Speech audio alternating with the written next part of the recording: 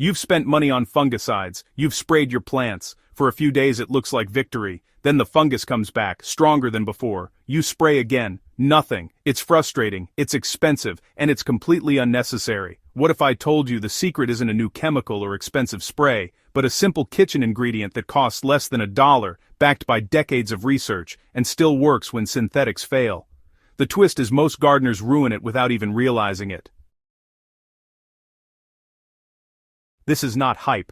Cornell University developed the formula, the EPA approved it. 40 years of studies show it works, but 87% of gardeners mix it wrong, killing their plants within hours. Today, I'm going to show you the exact formula, the mistakes that destroy plants, and a simple upgrade that makes it even more effective, so you can save hundreds and keep your garden thriving. Commercial fungicides give the illusion of control. You spray once, the fungus dies. A week later, it's back. 3 sprays into the season and your chemical no longer works. This isn't user error. Fungi develop resistance in record time, 1 season, 3 applications, and your product becomes useless. This is why chemical companies release new formulas every couple of years. They profit, you lose. The science behind it is simple. Commercial fungicides attempt to poison fungi. Fungi are remarkably adaptive. When exposed repeatedly, they evolve to survive. That's why your expensive bottle goes from miracle to waste in weeks. But there is a solution fungi cannot adapt to. Baking soda doesn't poison fungi. It changes the chemistry of the leaf surface. When a fungal spore lands on your plant, it needs acid to germinate. Baking soda raises the leaf surface pH from 6 to 8.3, turning it alkaline. In this environment, fungal spores cannot activate.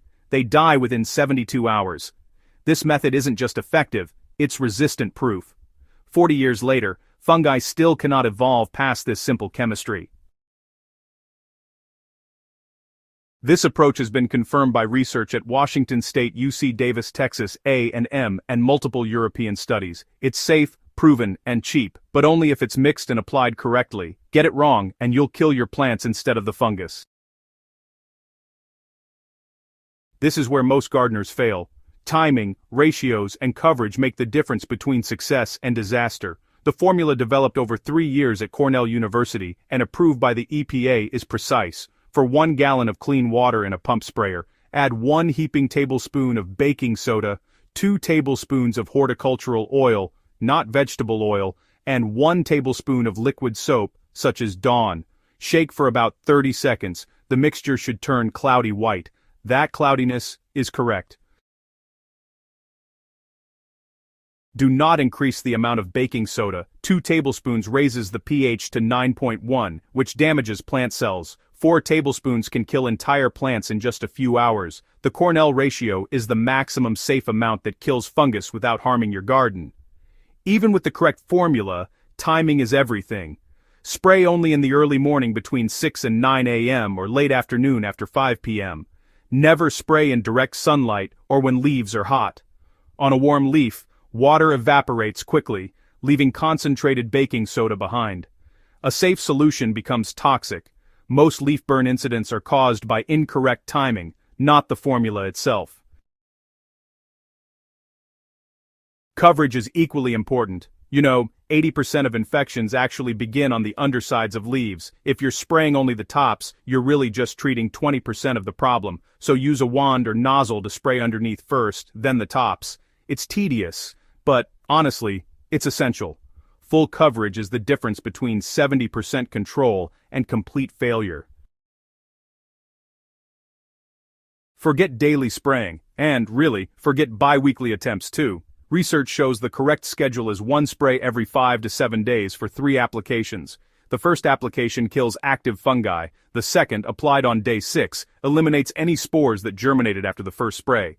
The third, on day 12, establishes a protective barrier. After that, just monitor your plants for 2 weeks. If they remain healthy, the job is done.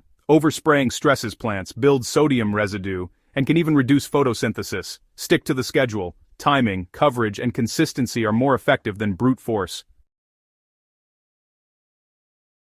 Most gardeners fail not because the method is flawed, but because they unknowingly sabotage it. First, too much baking soda. A viewer once used 4 tablespoons per gallon thinking more power would be better. By evening every leaf had brown edges, and by morning, most plants were dead. Too strong, and you're literally salting your plants to death. Second, spraying daily.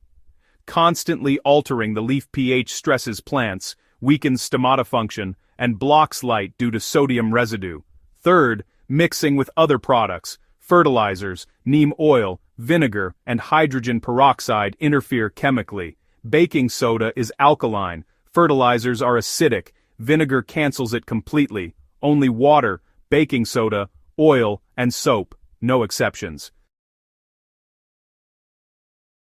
Potassium bicarbonate is, honestly, a superior version. It works the same way, but it's about 25 to 40% more effective and, less likely to burn leaves. Plus, it even adds potassium, a beneficial nutrient, instead of sodium. Studies confirm 85 to 95% disease control, compared to 70 to 80% with baking soda. Potassium bicarbonate is more expensive, usually around $12, and you might have to order it online. For casual gardeners with just a few plants, baking soda works fine. But for high-value crops like heirloom tomatoes, roses, or fruit trees, the extra cost is definitely worth it for maximum protection and less risk of leaf burn. The formula and schedule stay exactly the same, just swap potassium for sodium.